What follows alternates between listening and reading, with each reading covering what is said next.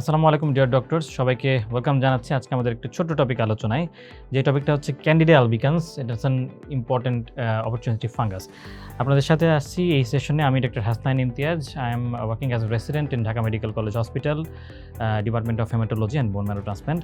তো চলুন আমরা ক্যান্ডিডা আলবিকান্সের এই ছোট্ট কিছু ইনফরমেশন, যেটা পরীক্ষার জন্য খুবই দরকারি, সে সম্পর্কে একটু ঝটপট জেনে নিই। সো প্রথমেই বলছি, এটা একটা অপরচুনিস্টিক ফাঙ্গাস। কখন আমরা অপরচুনিস্টিক ফাঙ্গাস বলছি একটা ফাঙ্গাসকে, বা অপরচুনিস্টিক ইনফেকশন বলছি? যখন কোনো ইনফেকশন আমাদেরকে নর্মাল হেলথের সময় ইমিউনোকম্পিটেন্ট স্টেটে সে আমাকে ডিজিজ করতে পারছে না, বাট ইমিউনোকম্প্রোমাইজ স্টেটে সে আমাকে ডিজিজ করছে, তখন সেই প্যাথোজেন্সটাকে আমরা অপরচুনিস্টিক প্যাথোজেন বা ফাঙ্গাস বলছি। So in case of candida albicans, এটাকে আমরা অপরচুনিস্টিক ইনফেকশন বলছি।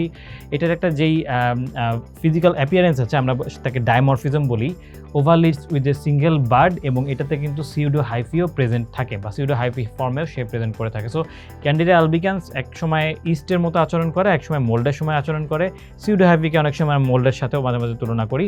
তো দুইটার সাথে হিসাবে করতে পারলে আমরা ক্যান্ডিডা আলবিকান্সকে এই ডাইমরফিজম যে শো করছে, সেটাও আমরা এখানে দেখতে পারি।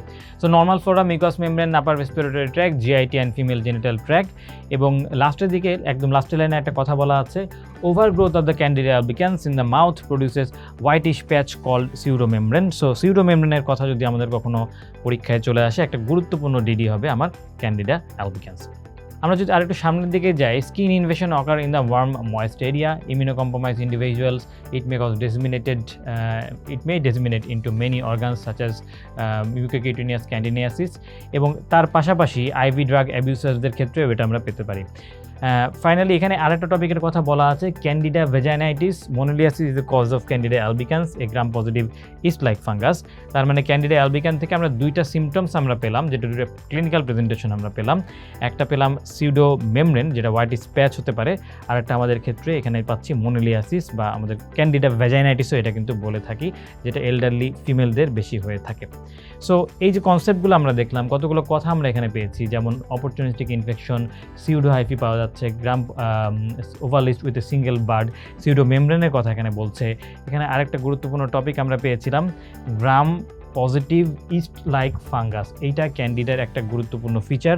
সে কিন্তু ব্যাকটেরিয়া না, তারপরে সে কিছুটা গ্রাম পজিটিভিটি শো করে, গ্রাম স্টেনে কিছুটা গ্রাম পজিটিভিটি শো করে। সেখান থেকে আমরা এখানে গ্রাম পজিটিভ ইস্ট লাইক ফাঙ্গাসের একটা ফিচার্স এখানে আমরা কথাটা দেখতে পারলাম। সো আমরা যদি এখন টোটালি আলোচনা করতে যাই, কোন কোন কন্ডিশনে এই ক্যান্ডিডা আমাদের ইনফেকশন করতে পারে, what are the immunosuppressive condition, যেখানে ক্যান্ডিডা ইনফেকশনটা হাইপার হয়ে আমাদের বডিকে ইনভেড করতে পারে। সো তার কিছু লিস্ট আমরা এখানে দেখতে পাচ্ছি। তার মধ্যে সবচেয়ে গুরুত্বপূর্ণ হচ্ছে ডায়াবেটিস। প্রেগনেন্সির ক্ষেত্রেও সাধারণত ক্যান্ডিডা ইনফেকশন হতে পারে, বিকজ ভ্যাজাইনাল অ্যাসিডিটি সেই সময় কিন্তু কিছুটা তারতম্য হয়ে থাকে।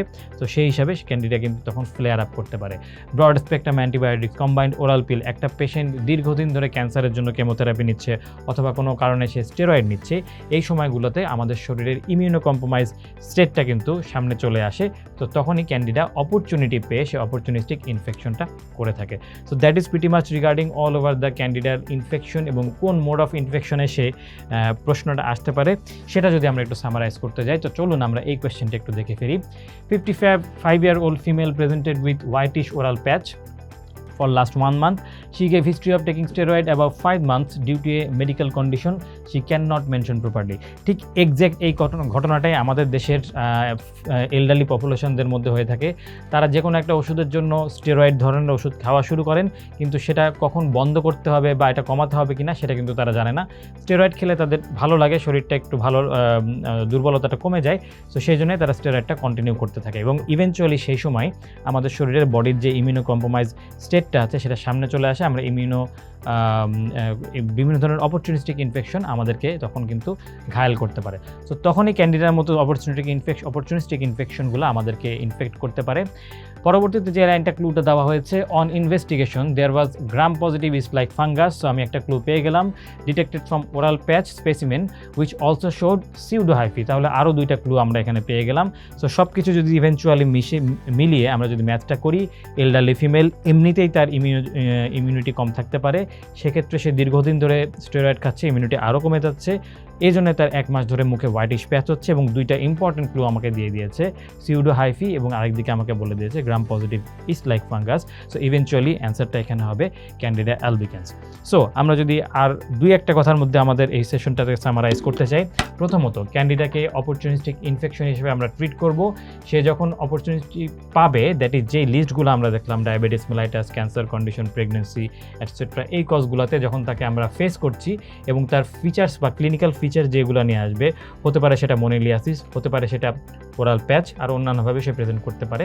অ্যান্ড ফাইনালি আমাদেরকে পরীক্ষায় যে ক্লুগুলো দেওয়া হবে, এসবিএ হতে পারে, এমসিকিউ হতে পারে, যে ক্লুগুলো দেওয়া হবে সেগুলো আমরা দেখলাম। সিউডো হাইফি, সিউডো মেমব্রেনের কথা বলেছে, গ্রাম positive yeast like fungus, oval east with birding over east, এই ধরনের কথাগুলো বলতে পারে।